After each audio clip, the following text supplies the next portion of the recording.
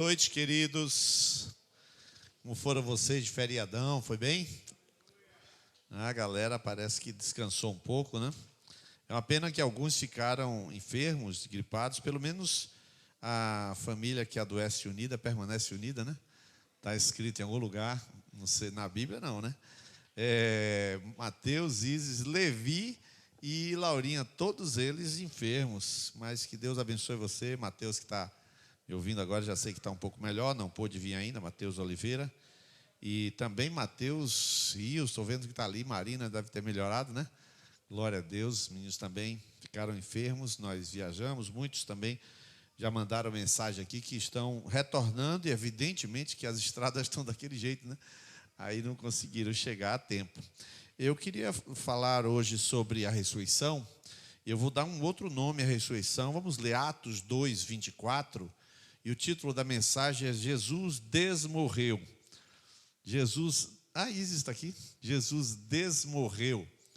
Vamos ler Atos 2, 24. Eu queria pedir que a igreja toda pudesse ler juntos esse texto. E a gente depois vai orar e meditar um pouquinho sobre a Páscoa, de forma bem objetiva. E a gente vai terminar cantando aquela música para sempre, né? Para sempre ele vive e ressuscitou. Gostaria muito que a gente terminasse cantando aquela música. Vamos todos ler esse texto que está na tela? Vamos lá, 1, 2, 3 já.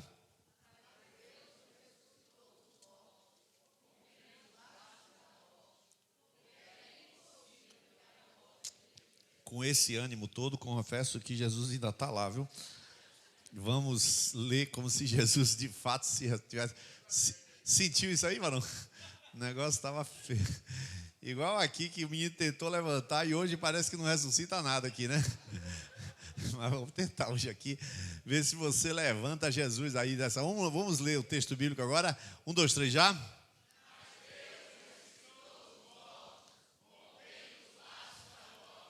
Porque era impossível que a morte o retivesse. Bendito Deus, nós pedimos que a luz do Senhor venha sobre nós em forma de revelação, entendimento, mas sobretudo de forma que ela se traduza em prática para cada um de nós. Nós desejamos, Senhor, conceber, entender e desenvolver a salvação a partir desta mensagem em nome de Jesus. Amém e amém. Queridos, alguns domingos atrás nós pregamos sobre a cruz de Cristo. Lucas falou, Fernanda falou, Wellington falou, eu também falei domingo passado sobre arrependimento. E hoje é domingo de Páscoa, né? E a gente sabe que nesse dia de domingo, lembrando mais ou menos assim, Jesus morreu numa sexta-feira, não é exatamente essa cronologia, mas deixa para lá. Jesus morreu numa sexta-feira, no sábado é sábado chamado de Aleluia, que é o sábado que as mulheres iriam lá no sepulcro, esperando o sábado. Ninguém pode ir no sepulcro, né? Os judeus estão esperando terminar o sábado. Quando termina o sábado, que é 6 horas da manhã que termina o sábado, já no domingo para a gente, mas para eles sábado, termina 6 horas da manhã, eles estão na porta do sepulcro, mas não tem ninguém no sepulcro, porque Jesus ressuscitou no primeiro dia da semana. E assim, nesse domingo nós celebramos a Páscoa, mas entendam isso. Eu quero falar sobre Jesus desmorreu. É exatamente isso, é um neologismo, não é exatamente uma palavra que existe no dicionário, mas nós vamos falar e explicar para você por que isso. Então, vamos começar com a Páscoa. Se você se recorda lá em Êxodo, capítulo 12, que trata da Páscoa, você sabe que a Páscoa tem a ver com a morte dos primogênitos e mais ainda com a saída do povo de Israel do Egito. A palavra Páscoa, ou Pessá, né? Peça, né, na palavra hebraica, está ligada diretamente, portanto, à saída do povo de Israel. E interessante que o povo de Israel, segundo a ordem de Deus, passa a contar o calendário a partir dessa data. Então, fala assim, no primeiro mês do ano, no primeiro dia, vocês saem, aí diz assim, no 14º dia, vocês vão oferecer o cordeiro, que são exatamente 2 semanas. Então, por essa razão, é que você poderia fazer uma conta, só para um comentário, em passant, de que a Páscoa não caiu, Jesus não morreu numa sexta-feira, ele morreu no 14º dia do mês de Nisan. Não é na sexta-feira. É numa grande sexta-feira, porque o outro dia seria um grande sábado, que é o que está escrito em João. Mas isso não vem muito ao caso. Então, 14º dia vai ser oferecido o Cordeiro Pascal, calendário fixo. E isso tudo vai acontecer porque, exatamente depois daquele 14º dia ordenado por Deus, ia acontecer naquele 14º dia a morte dos primogênitos. Então ia acontecer duas coisas simultâneas. Ia acontecer a morte do primogênito. Israel não perderia os seus primogênitos, só os egípcios perderiam, por uma razão. O Senhor deu uma ordem na Páscoa de que se tomasse um cordeiro por família, e se a família fosse pequena, como se fosse um casal somente, o casal poderia se juntar com a outra família, sendo um casal, e celebrar um casal junto com a outra família, se a família fosse pequena. Desse modo, um cordeiro por família, e aí mata-se o cordeiro no mesmo horário que Jesus morreu na cruz do Calvário, porque ele tem que matar o cordeiro antes de virar o 15º dia, e o 15º dia não vira como nós meia-noite, ele vira às 18 horas. Então, Jesus foi morto antes das 18 horas, portanto, e ele foi tirado da cruz. Quando foi tirado da cruz, já tinha morrido. Os ladrões não. Os ladrões, quando foi tirado, que estavam vivos, mataram os ladrões ali. Pega uma perna e inverte assim, o contrário, e ele morre, mas entenda, foi morto antes das 18 horas, para dar tempo de ainda tirar e sepultar antes das 18 horas, ou seja, no finalzinho do 14º dia. Então, no finalzinho desse 14º dia, o cordeiro já estava morto, o seu sangue era tomado na hora que o cordeiro morre, e este sangue com um pincel, que na verdade não é um pincel, é um tipo um molho de coentro, pega um molho de coentro, e esse molho de coentro pega esse sangue desse cordeiro que vão comer, e ele pega e coloca na alisar da porta. Hoje a gente chama de alisar, mas eles falam de umbral da porta. É o alisar, aquele treco que fica do lado da porta, e ele colocava foi colocado o sangue na casa dos judeus, porque os egípcios não receberam essa instrução, portanto não fizeram. Então, resumindo, a data da Páscoa é fixa, é o 14º dia, caia numa quinta, numa sexta, numa quarta, não importa o dia, é 14º dia, é morto perto do final da tarde, e então ali eles assam o cordeiro, tomam completamente o sangue, e aí naquele caso eles colocaram sobre os umbrais das portas, e aí é interessante que a palavra Pessah, ou Páscoa, no hebraico, significa passar por cima. O que significa isso? O anjo da morte, quando estava chegando naquela casa, ele via o sangue e passava por cima. Ou seja, ele não parava naquela casa, ele passava por cima daquele sangue e ia embora e não matava ninguém naquela casa. O anjo da morte passou sim por onde o povo de Israel estava. Talvez até tenha morrido alguém do povo de Israel que não tenha crido. Talvez sim, talvez não, a Bíblia não registra, mas o fato é que a maioria colocou sangue e eles foram protegidos. Então, um cordeiro por família, o cordeiro era assado. Agora, note, eles comeram, em pé. Eles comeram com pressa. Deus mandou comer com pressa. E após eles comerem em pé, com pressa, e comendo assim, devorando, também comiam com rúcula, vou chamar de rúcula, mas lá é ervas amargas. Mas você sabe que o rúcula é agrião, que a gente come puro, é meio amargo, né? Então eles comeram com algum tipo de erva amarga, junto com o cordeiro assado, em pé e com pressa. Quando terminou de comer, sai. Então você observa que é uma festa que tem um caráter de libertação, de saída, de partida. A Páscoa tinha esse caráter. E o negócio foi tão sério que quando deu o ano 70, quando Tito invadiu Jerusalém e matou e destruiu todo Israel, Israel foi disperso novamente. E ao ser disperso pelas nações, a partir dessa data, Israel não comemora mais a Páscoa do jeito que é determinado. Por que motivo? Porque está fora de Jerusalém. Inclusive existe uma frase que eles falam, Lashaná Abar Yerushalayim, que é uma frase que diz assim, que no ano que vem estejamos em Jerusalém. É um desejo de que em Jerusalém eles comemorem a Páscoa matando o cordeiro. Então eles não estão matando o cordeiro. Se você pega uma Páscoa de um judeu hoje, ele pega tipo aquelas finger foods, tipo aquele negocinho pequenininho, e eles colocam lá coalhada, erva amargosa, um pouquinho de azeite. Eles colocam 6 coisinhas e o pão, a bolacha sem fermento, para que possam comer, se lembrando de uma Páscoa que comerão se estiverem em Jerusalém. Porque desde que Jerusalém foi tomada, o templo não oferece sacrifícios. Por que razão ele não oferece sacrifícios mais em Jerusalém? Porque eles não têm uma novilha vermelha para purificar os utensílios do tabernáculo. E, portanto, não existe mais cerimônia em Israel. Portanto, está tudo parado. E o judeu, ele não comemora a Páscoa por essa razão.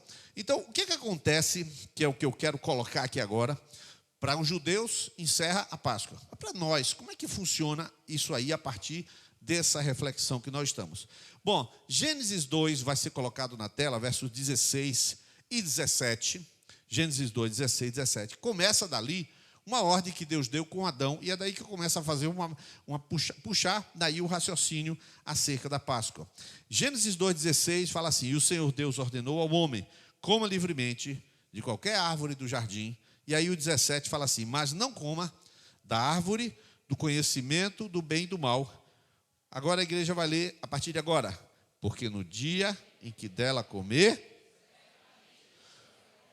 Acontece aqui uma coisa que muita gente passa batido. Aqui passa uma ideia de que é como se a árvore fosse venenosa. Como se, claro que não é.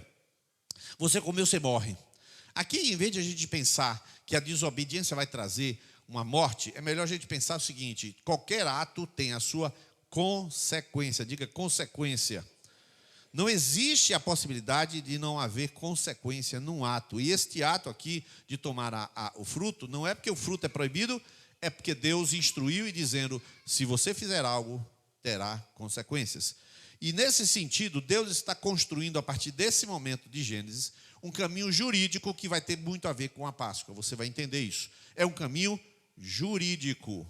É um caminho jurídico. Não parece ser complexo, mas não é. Se você estudar um pouquinho em alguns textos, especialmente a Cruz de Cristo de John Stott, aí tem Karl Barth também, mas é bem complicado, eu vou simplificar bastante. Como é que funciona no mundo jurídico uma pessoa para ela ser descondenada, perdoada ou condenada? Como é que funciona? Resumindo assim, de forma sintética: o camarada matou alguém, não tem nenhuma testemunha, não tem a arma, no testemunho não tem arma, mas ele matou alguém. E aí, a arma do crime, não tem uma digital. Ele está com a culpa, ele está com o coração mau, mas não existe prova nenhuma que morreu, apenas o cadáver apareceu ali. Ali constitui-se um crime. Segundo a justiça, é um crime, mas não tem condenado, porque não há como condenar, já que não há prova daquele crime. Aquele crime é um crime insolúvel. Não sei se você sabe que cerca de 95% dos crimes no Brasil, 1 para cada 20 é que tem solução. Imagina você, né? E nem significa que 1 para 20 a pessoa está presa. Não, tem solução, vai a julgamento, e nem quer dizer que a pessoa vai presa, né? Mas se for réu primário, não vai. Mas voltando, então, não havendo crime, não havendo prova, não há como condenar um crime. Então existe o crime que tem que ter a prova, mas também existe algum tipo de crime que é, por exemplo, a intenção de fazer o mal, ou então um crime que algum já deve ter caído, eu já caí, o crime do WhatsApp, né? Uma fraude do WhatsApp, aquele negócio que todo mundo troca os telefones, né? E eu estava uma vez numa ligação telefônica bem demorada, e o meu suposto filho entrou lá e pediu um dinheiro, e eu telefonando, e eu ocupado, e para atender meu filho eu peguei, quando desliguei o telefone que eu fui entender o que tinha acontecido, e eu fui fraudado. Isto é um crime, mas não é um crime. Quer dizer, cadê a prova de um crime? É mais ou menos assim: o crime, Eniles, é você ser burro, né? É você ser distraído. Esse seria o crime, eu ser burro e distraído. Seria o crime. Claro que é um crime, mas observe agora: existe uma prova material, mas às vezes não. Às vezes são coisas difíceis de você pegar uma coisa. Crime de internet, por exemplo. Mas agora vou a uma coisa mais específica. O que acontece com algo que é cometido contra Deus? Uma pessoa comete um crime espiritual. Qual é a prova do crime espiritual? Para você entender a linguagem jurídica. Toda pessoa que peca, sabendo ou não que é pecado, ela comete um crime. Um crime espiritual. Existe o crime é o crime jurídico, o crime diante da Constituição brasileira, do Código Civil, seja o que for. Mas existe o crime espiritual, que é quando se comete uma violação das leis de Deus, querendo ou não, sabendo ou não sabendo. Quando é que fica configurado esse crime espiritual? Em primeiro lugar, quero dizer para você que foi Deus que fez todas as coisas e tudo ele pertence. A Bíblia diz, Salmo 19, do Senhor é a terra e a sua plenitude, o mundo e aqueles que nele habitam. Ele fez todas as coisas. Então ele tem o direito sobre todas as coisas. E ele ainda fez você. Ele ainda fez uma pessoa, então fez cada um de nós. Quando é que fica caracterizado um crime? Quando existe um propósito de Deus para a sua vida e você viola este propósito que Deus tem para a sua vida. Você fala, não, eu posso fazer o que eu quiser. O fato de você dizer, eu faço o que eu quiser, independente de Deus, já se torna você um criminoso. O fato de você dizer, eu faço o que eu quero, já torna você um criminoso. Porque esta frase, eu faço o que eu quero, ela viola o respeito e o temor que você deveria ter a Deus. Eu deveria ter a Deus. Eu deveria dizer, Senhor, o que tu queres para a minha vida? Aí depois de 3 horas, Deus calado, fala, obrigado, viu? Tchau, eu faço o que eu quiser. Está errado também, né? Porque o cara devia abrir a Bíblia para descobrir a vontade de Deus. Mas até que passasse esse tipo de coisa. Mas quando o cara fala assim, eu faço o que eu quero, ele já se tornou criminoso espiritual. Porque existe um propósito de Deus para a sua vida. Agora eu vou dar coisas mais práticas. Como é que você viola, por exemplo, você é um criminoso? Quando você viola um princípio, por exemplo, o casamento. Deus tem um propósito para você no seu papel de marido, no seu papel de esposa. E você viola esse papel porque está com raiva da esposa. Ou porque você está com raiva do seu filho, porque ele quebrou um jarro de grande valor. E você então pega aquele cinturão e você descarrega no filho a sua raiva, que você deveria ter o equilíbrio emocional, para não corrigir o seu filho descontroladamente. Então você viola o respeito com aquela criança. É pecado. Ou então você casa e diz, eu não vou ter filho. Você está pecando. Você é um criminoso espiritual. Por que você é um criminoso? Porque no momento em que você sabe que Deus não abençoa casamento, abençoa a família. A Bíblia diz, Jeremias 33, 1, Deus de todas as famílias de Israel. Deus tem um propósito para a família.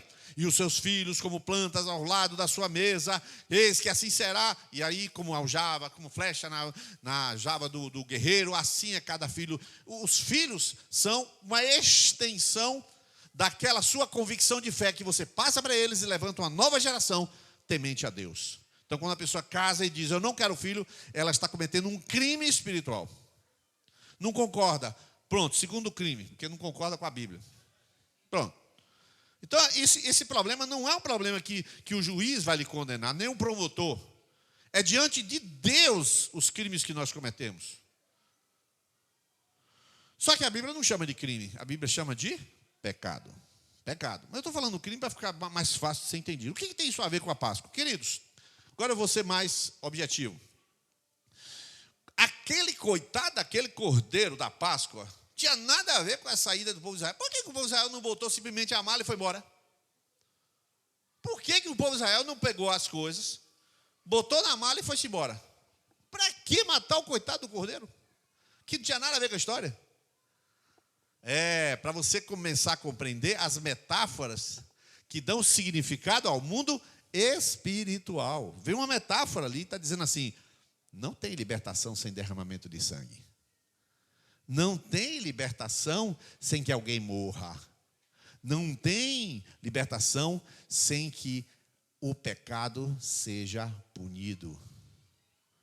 Vamos punir o pecado do povo de Israel, que ficou 40 anos. O povo, irmãos, era pecador, não esqueça disso não. O povo era escravo, e era pecador. Eles andarem um pouquinho, quando chegaram na beira do Mar Vermelho, viraram o que para Moisés? Você nos trouxe aqui para nos matar, a gente vai morrer. Não deu, nem entrou no deserto, já estava murmurando. O povo era pecador. Então, para eles serem libertos, eles tinham que ser libertos alguém pagando o pecado, alguém morrendo por conta do pecado. O pecado, como você mesmo leu, no dia em que você comer, vai morrer. É uma consequência do pecado. Então, todo aquele povo que estava escravizado no Egito, todos eles estavam destinados à morte. Só tinha um jeito de tirá-los em vida, alguém morrer no lugar. Pegaram o cordeiro, quem foi que pegou? Cada família, um cordeirinho, singelinho, tranquilinho, matou aquele cordeiro, coletou o sangue, guarda essa informação. O tempo passa, o povo de Israel sai, eles já sabem da história, o povo de Israel se tornou aquela nação, e um dia Jesus chega, João chega em 1 João 29, diz assim: eis o Cordeiro de Deus que tira o pecado do mundo. Então agora nós não estamos discutindo mais o Egito nem Faraó, nós estamos discutindo agora o mundo inteiro, e o mundo jaz no maligno. Então nós não estamos discutindo o Faraó, estamos discutindo o maligno. Não é mais o Egito, são todas as pessoas. E agora, qual é esse cordeiro que pode fazer? Mas veja assim, quando Deus colocou certamente terá que morrer, lá em Gênesis 9:4, ele falou: o sangue, a vida está no sangue, nunca beba o sangue. Essa é uma das razões que não deve tomar galinha, meu nome? Cabidela, seja lá o que for. Não tome nunca sangue, não tome nunca o sangue. É uma lei? Não, é um princípio. Foi dado antes da lei. Antes da lei, não é uma ordem. Ah, mas eu vou tomar. Tome, meu filho. Tome. Quer obedecer a Bíblia, quer seguir? Sim, siga. Todo mundo é livre. Mas não é para tomar. Porque tem um princípio relacionado ao sangue. Ele tem na Bíblia inteirinho uma característica espiritual. Quando Abel, por exemplo, quando Caim matou Abel, a Bíblia fala em Hebreus que o sangue de Abel clama, e diz que o sangue de Jesus clama mais do que o de Abel. Então o sangue de Abel até hoje está vivo, clamando. Quer ver um negócio? A violência dessa cidade, a igreja pode ser santa, a igreja pode estar cheia, a igreja pode ser cheia do poder. Deus está irado contra a violência dessa cidade, não tem jeito. A gente pode orar, falar o que for. Quando o sangue é derramado, irmãos, não é quando acontece um adultério e um roubo, é quando o sangue é derramado na terra, mediante violência, o sangue sobe até Deus, e Deus se ira. Não tem jeito. É um negócio sério. A violência é um negócio sério. Então, o que acontece? Quando nós estamos já em outro contexto, que é a nação, é o mundo inteiro, e está ali Jesus Cristo, e não é mais uma questão de Faraó, agora nós estamos com um problema. Como é que Deus vai salvar o povo todo? Então Deus vai levantar um cordeiro de 2 pernas, não de 4. Ele vai levantar um cordeiro que vai derramar sangue por ele, por todos os outros, substituindo. Então o que acontece? Diz 1 Pedro capítulo 2, eu agora estou citando decorado, diz assim, fala que ele, como nós, em tudo foi tentado, Hebreus 4, em tudo foi tentado, mas sem pecado. E 1 de Pedro capítulo 2, fala que ele na sua boca não se achou engano. Ele não tinha nenhum pecado. Jesus vem à terra, é um homem santo e puro. A conclusão é, ele vai ser salvo sozinho. Se ele é o único que não tem pecado, então ele vai ser salvo sozinho. Aí Deus diz assim: não, vocês lembram do Egito? Lembra do Egito? Lembra daquele cordeiro lá do Egito? Que eu salvei toda aquela família através daquele cordeiro? Eu vou repetir a cena aqui agora. Eu vou repetir isso. Eu vou repetir aquele ritual de Páscoa, no dia da Páscoa. Jesus foi oferecido no dia da Páscoa, e que lá atrás tinha sido oferecido um outro cordeiro que não era culpado. Agora um outro cordeiro sem culpa vai ser oferecido na mesma data, na mesma festa. É por isso que a igreja, ela celebra a Páscoa todo mês. Como assim? É porque a gente celebra a Páscoa uma vez por ano, mas celebra a Páscoa todo mês.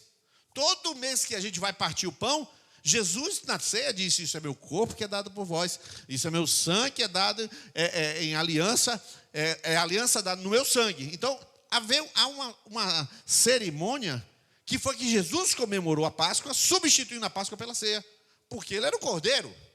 Engraçado, ele vai celebrar a Páscoa, ele disse aos seus discípulos: preparem a Páscoa. Cadê o cordeiro na Páscoa? Não era para preparar a Páscoa? E você tem notícia, algum versículo bíblico, que Jesus comeu cordeiro assado? Não. O que foi que ele comeu então? Isto é meu corpo que é dado por vós. Então, naquele momento da Páscoa, naquele momento era um momento de ceia, ele estava convertendo o sacrifício do cordeiro pascual no sacrifício do Cordeiro de Deus que tira o pecado do mundo. Uma coisa maravilhosa, uma figura jurídica. Mas o ato jurídico não terminou. Jesus vai à cruz sem pecado, vai à cruz sem condenação. E Jesus é tão fantástico, a história da cruz é tão maravilhosa, que Jesus chega diante de Pilatos, ele não se defendeu. Irmãos, é uma coisa que eu queria falar para você. Jesus ensina em todos os episódios. Quando ele está sendo injustiçado, ele não se defende. Ele não se defende. Igualzinho ao cordeiro lá da Páscoa, lá do Êxodo. Vão matar o cordeiro por dizer, o que eu tenho a ver com isso? Foi Jesus que mandou, então fale com ele, pelo menos troca de cordeiro.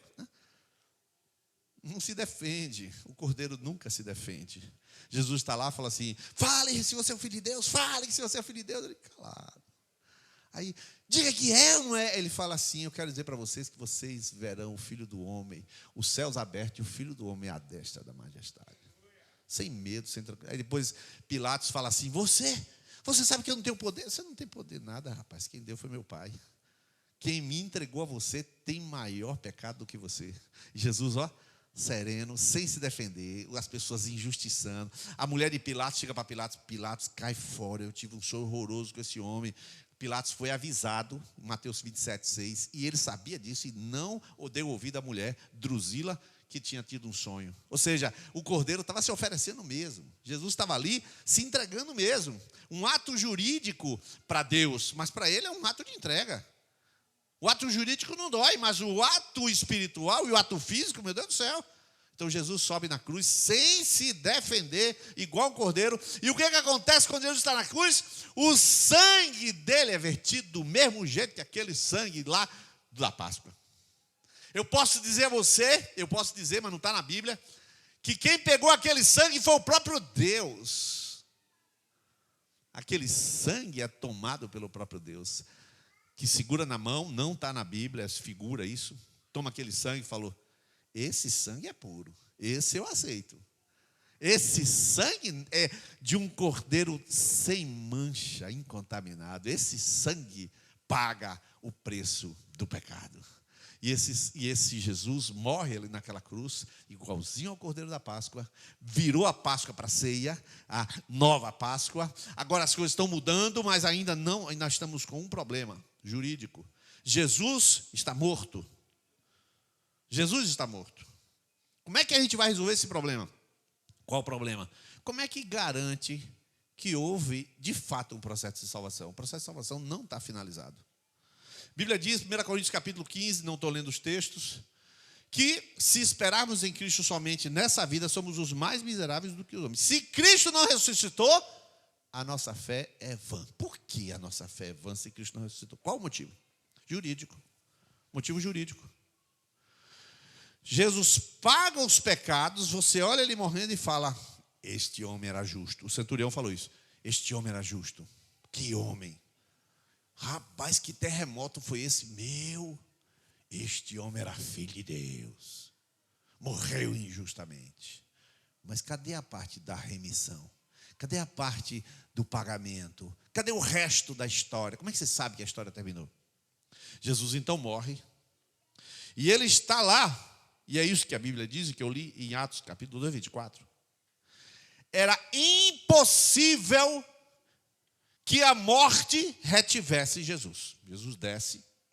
Você viu que eu li, que se você comer, certamente você morrerá. Então Jesus deve ter morrido, porque deve ter comido, porque nenhum ser humano que morre não tem morrido, a não ser que tenha pecado, porque a morte é um salário de quem pecou. Então se ele morreu, foi porque pecou. Aí a morte vai bater um papinho com Jesus. Bom, agora você me dá sua mão aqui, que eu vou... Vai o quê? Como é que tu vai levar Jesus? Na sua boca não se achou engano. Não havia pecado em Jesus. E é por isso que a Bíblia diz, ó morte, onde está, ó morte, a tua vitória? Onde está, inferno, o teu aguilhão? Nesta hora o pai fala, nananina não. Ele não pode ficar detido pela morte. A morte não prende ele. Mas por que não prende ele? Se ele morreu com os nossos pecados, ele morreu com os pecados, e ao morrer com os pecados nossos, de todo mundo, que está escrito isso, o salário do pecado de todas as pessoas foi pago. A morte de Jesus pagou a dívida. E Jesus, que está morto? Não, ele não está morto, vou desmorrer ele agora. Você entendeu agora? Eu vou desmorrer ele, porque não pode ele morrer, ele tem que desmorrer. Não é ressuscitar. Claro que está na Bíblia, mas você está entendendo a linguagem que eu estou fazendo. Você tem que desmorrer, volta a fita. Não pode voltar a fita, que senão ele não morre pelos pecados. Então desmorre ele, porque ele não pode ficar, porque ele nunca cometeu um pecado e só pode ficar preso pela morte. Os que cometeram o pecado, levanta. Onde está a morte, a tua vitória? Onde está o inferno, a tua grilhão? Tragada foi a morte na vitória. Jesus desmorre porque ele não tem nenhum traço de pecado, nenhum traço de condenação. Ele desmorre agora. Agora eu fecho. Então Jesus morreu, o meu pecado estava em Cristo, eu creio. Quantos creem que o seu pecado estava em Cristo? Quem não disse amém, está cheio de pecado. Estou brincando. Quem não disse amém, vacilou, tá? Mas provavelmente você não disse amém porque vacilou. Se você crê que Jesus levou os seus pecados, então os pecados, Jesus morreu com os seus pecados, com os meus pecados. No momento em que pagou a dívida, eu quero saber o que eu vou fazer agora a partir da minha vida agora. O que eu vou fazer com a minha vida? Não é mais a cruz. Não é mais a cruz. A cruz resolve o perdão. É a ressurreição que lhe dá a nova vida. A Bíblia fala em Romanos capítulo 6, que nós somos batizados em Cristo na sua morte, também somos batizados na sua ressurreição, de sorte que a mesma forma como Jesus ressuscitou, assim nós vamos andar em novidade de vida. O que significa isso para mim e para você? Existe uma finalização jurídica entre os céus e a terra. Jesus veio, o Cordeiro da Páscoa, se ofereceu por nós, ao morrer pagou a dívida nossa, mas como ele não tinha pecado, não podia a morte segurá-lo, não tinha ferramentas para segurá-lo. Então, em vez de ele ficar lá, ele desmorre, ele volta. Só que na hora que ele volta, que ele ressuscita, na hora que ele ressuscita, ele diz para mim e para você: ei, aquela velha vida de pecado acabou. Agora você tem uma nova vida que eu dou a você. Se você não compreende isso, você, sabe o que você faz? Você vira um religioso, esforçadinho, leitor de Bíblia, ouvidor de música evangélica, escutador de música evangélica, tudo, o nome é assim, tudo assim. Você se torna uma pessoa joinha, que nada mais é do que um religioso que não tem nova vida. A nova vida não vem dessas coisas que eu falei. A nova vida vem do Cristo ressuscitado. Hoje eu estava conversando com alguém, essa semana, fim de semana, conversando com algumas pessoas, mas hoje também conversando com alguém, e eu disse assim: isso aí é praticamente impossível. Essa semana foram várias conversas. Isso que você está querendo, não tem como viver, é difícil. Mas há um poder para você vencer e viver isso. O poder da ressurreição entra em sua vida. E não se trata de você crer que Jesus morreu pelos seus pecados. Não, isso é pouco. Isso é pouco, isso resolve a dívida. Isso resolve a sua dívida com Deus, mas não te dá vida nova. O que te dá vida nova é você saber: Jesus, eu não só estava na cruz, tendo os meus pecados perdoados, mas eu estava ali levantando também do sepulcro e tendo uma nova vida, como o Senhor me deu uma nova vida. Há uma nova vida para você. Há uma vida que você vence o vício. Há uma vida que você vence a impulsividade. Há uma vida que você vence o palavrão. Há uma vida que você vence a pornografia. Há uma nova vida que você vence tudo isso. Você vence a tentação. Como você vence essas coisas? Com o poder de Jesus ressuscitado. Se você não crê nisso, apenas incorpora, vários tipos de fé, ou seja, várias fezes. Você incorpora várias fezes, não significa nada. São só fezes. Fé mais fé mais fé, fezes, né? Você incorpora várias fezes, né? Não significa nada. Você é uma pessoa que tem várias fés, né? Não serve. É preciso que você creia neste poder que está na tua vida. E eu encerro dizendo para você. Você talvez tenha vindo essa noite, seja uma pessoa convidada, esteja assistindo esta celebração. Você esteja assistindo, até quem sabe, até na gravação. Eu quero dizer para você que Jesus perdoa pecados, sim, claro. Você pode crer que Jesus perdoa pecados e continuar sendo um derrotado. É preciso que você compreenda que Jesus não só perdoa pecados, mas Jesus dá uma nova e poderosa vida. Se você quer esta nova vida, poderosa vida. Irmãos, o que Eva vive, essa frase, isso que Eva contou aqui, e é uma frase simples, eu falo assim: dívida se paga com milagre. Olha os passos da dívida se paga com milagre. Primeira coisa, chegar com a dívida, abrir o coração e falar: eu estou ferrado, estou devendo 100 mil. Já dei conselho para a gente devendo 130 mil. Foi pago em menos de 60 dias. Tem vários testemunhos. Ele chega assim: estou ferrado. Olha para isso minha situação. Meteu luz na situação. Meteu luz. O príncipe das trevas mora nas trevas.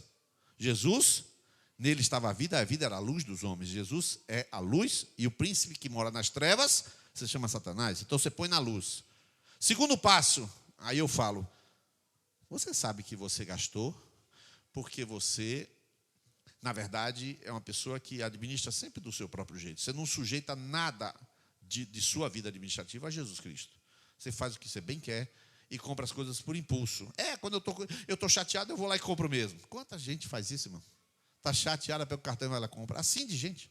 Não estou falando de 3%, não. Estou falando de botar 30% quando está chateado, vai e compra um bocado de coisa e você... agora eu estou melhor. Está melhor até chegar a fatura do cartão, né? E aí compra as coisas. Então aí você precisa reconhecer que isso é domínio das trevas, é domínio de Satanás para destruir sua vida. O ladrão rouba de você, ele oferece um prazer momentâneo da compra, e ele rouba completamente seu futuro, porque você fica devendo, tomando dinheiro de agiota, e aí vai girando, se acabando todo. Aí a pessoa começa a chorar, reconhece o pecado. E eu peço para repetir a palavra. Repita comigo. Repita: Senhor Jesus, eu confesso. Senhor, eu quero que o Senhor me capacite agora para eu viver uma nova vida financeira. Depois, um dia, você pergunte a Eva qual era o item que ela pagava. Ela pagava um item. Uma vez eu perguntei aqui. Tinha um item que eu digo: pare de pagar esse negócio e se livre desse negócio. Não posso. E não cria. Ela não conseguia crer. Ela tinha que pagar aquele plano de saúde. Ela me autorizou a falar: tinha que pagar o plano de saúde. Eu não tenho que pagar o plano de saúde. O seu orçamento não cabe ao plano de saúde. Mas eu preciso, porque se o senhor ficar doente, então se você confia em Jesus, você pare de pagar esse plano. O seu salário não dá nem para pagar outras coisas que dirá o plano de saúde. Ou seja, aquilo era uma declaração de incredulidade. Ela parou de pagar o plano de saúde, nunca precisou do plano de saúde, que estava pagando. Que coisa engraçada, né, irmão? Aquilo era incredulidade. E o que aconteceu? Não precisou, que ela quer, agora se vai voltar, que ganhou aquela justiça, aí já é outro problema. Mas naquele dia que ela obedeceu e creu, o que aconteceu? Um processo se move. Ordenou a vida financeira todinha. Ela andou no caminho da justiça e da retidão. A vereda justa como a luz da aurora, que vai brilhando mais e mais. E aí você vai ver na construção igualzinha do jeito que eu preguei domingo passado. Se arrependeu, tomou a decisão de andar no caminho do Senhor. E cadê o poder para viver bem? A vida começou a prosperar, começou a mudar. E de repente vem uma confirmação. Minha serva, você que andou como eu te ordenei, eu abro uma porta para você. Mas e as minhas colegas, primeiro você? Você é minha filha. Os outros é com misericórdia, contigo é graça. Aí Deus derrama a graça sobre a vida de Eva. Você pergunta como? Do mesmo jeito que a sua vida pode ser transformada pelo poder da ressurreição de Jesus Cristo de Nazaré. Só que você tem que entender a obra da cruz, tem que se arrepender. E essa noite, portanto, é a noite de arrependimento. Queria que você ficasse de pé e a gente vai cantar o poder da ressurreição. O universo chora, o sol se apagou, ali estava morto o Salvador. E a gente vai cantar essa música. Não precisa você vir à frente aqui agora. O Wellington vai chamar você depois da gente cantar essa música. E a música vai terminar assim dizendo: para sempre ele vive, ressuscitou, ressuscitou. Aí Paulo Jonas vai começar a fazer um solo. Aí pronto. Aí você vai ser chamado para vir para frente. E tal, e você vai dizer: não, eu quero poder para viver. Você está vivendo uma vida difícil? É porque acredita só em Jesus perdoar seus pecados. Não é suficiente. Jesus perdoa meu pecado não é suficiente. É suficiente que você crê no poder que age em você para te dar um novo casamento, uma nova vida, uma nova história, tudo diferente na sua vida. Amém? Vamos cantar essa música com a nossa banda e você, e depois o Wellington vai concluir. Deus abençoe.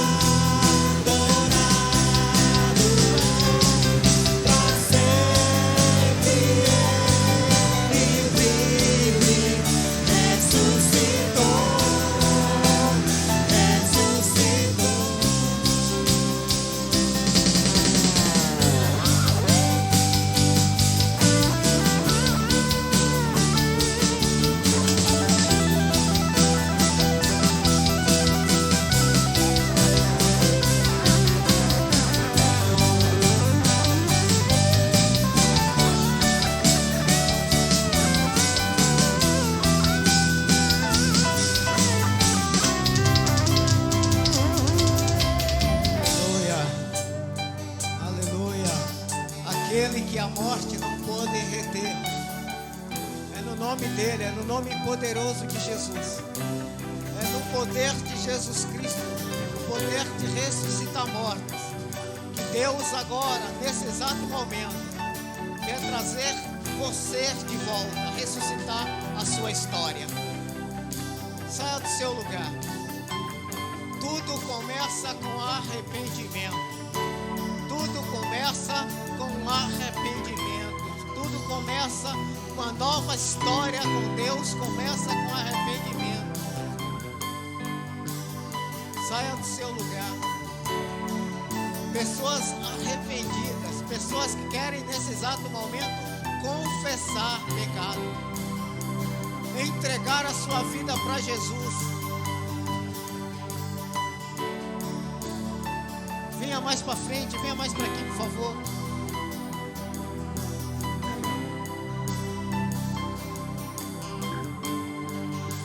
Para sempre Ele vive. Aquele que não poupou o seu único filho, antes nos entregou por amor a nós, como não nos dará juntamente com Ele todas as coisas?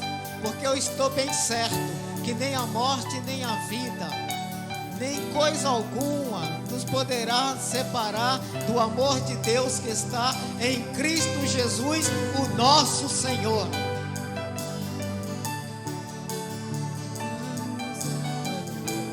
Curve sua fronte. É o seu momento com o Senhor Jesus. É o seu momento de dizer: Senhor, os ossos estão secos, precisam de vida. Senhor, eu reconheço que a minha vida precisa de um toque para ser direcionada. Senhor, eu quero o teu perdão.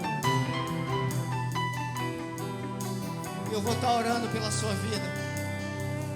Os presbíteros que estão aqui da parte podem tocar também na sua vida. Aleluia. Ainda você que está aí, e se tem algo lhe segurando, saia do seu lugar. O Senhor trata contigo nessa noite. Saia do seu lugar. Saia do seu lugar na direção de Jesus Cristo, aquele que venceu a morte. Ao Jesus que nós aqui louvamos, que adoramos, que pregamos nessa noite. Ao Jesus ressuscitado, ao Jesus que venceu a morte, ao Jesus que está sentado à direita de Deus Pai Todo-Poderoso, ao Jesus ao qual todo joelho se dobrará e toda língua confessará que Ele é o Senhor. Venha na direção dele. Louvamos o teu nome, Jesus, por essa noite. Louvamos o teu nome pela revelação clara da tua palavra para a vida destas pessoas que aqui estão vindo diante de ti nesse momento, Senhor, arrependidos, trazendo situações de morte, porque o pecado, o salário do pecado é a morte, mas o dom gratuito de Deus é a vida eterna em Cristo Jesus. Talvez muitos aqui perturbados, condenados, acusados, mas libertos agora, porque nenhuma condenação há para aqueles que estão em Cristo Jesus. E diante da tua palavra de libertação, nós aqui agora orando pela vida dessas pessoas, os presbíteros tocando na vida delas, para que haja manifestação do poder de Deus, trazendo cura, libertação, salvação, conhecimento de Deus, quebrantamento. Age agora, Espírito Santo de Deus. Estas vidas que de alguma forma se encontravam mortas, ressuscitam agora, em nome de Jesus Cristo. Espírito de Deus, alguma doença, algum mal proveniente do pecado, seja agora desfeito em nome de Jesus. Seja quebrado agora, se porventura há qualquer tipo de ligação com as trevas, pelo poder do sangue de Jesus. Este sangue, Senhor, que nós aqui nesta noite nós declaramos o poder do sangue de Jesus para a remissão dos pecados. Sejam essas pessoas agora remidas, lavadas, curadas, saradas, restauradas, renovadas pelo poder do sangue de Jesus Cristo. Amém, Jesus. Levante no seu lugar, nós vamos encerrar essa noite louvando para sempre, para sempre, para sempre. Cantamos aleluia, cantamos aleluia, cantamos aleluia, o Cordeiro venceu. Cantamos aleluia, cantamos aleluia, cantamos aleluia, o Cordeiro venceu. Cantamos aleluia, cantamos aleluia, cantamos aleluia, o Cordeiro venceu.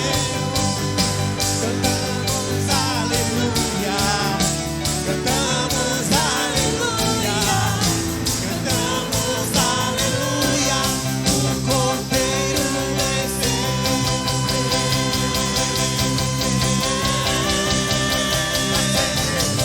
Pra sempre adorado é, pra sempre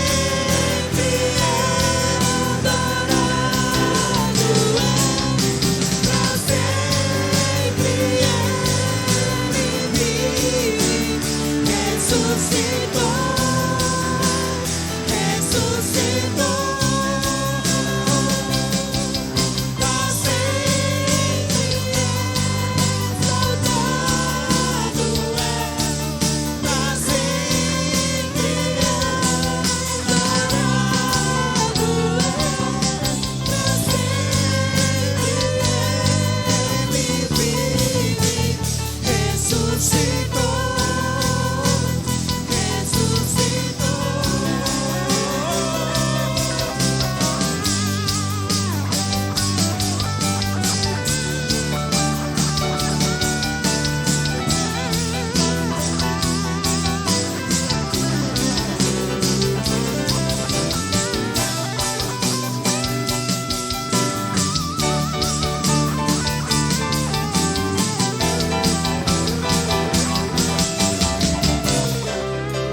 Aleluia, aleluia. Aplauda o Senhor. Desejamos a todos uma excelente semana. Uma semana de graça, de revelação da vontade de Deus. Do amor de Deus marcando a sua história.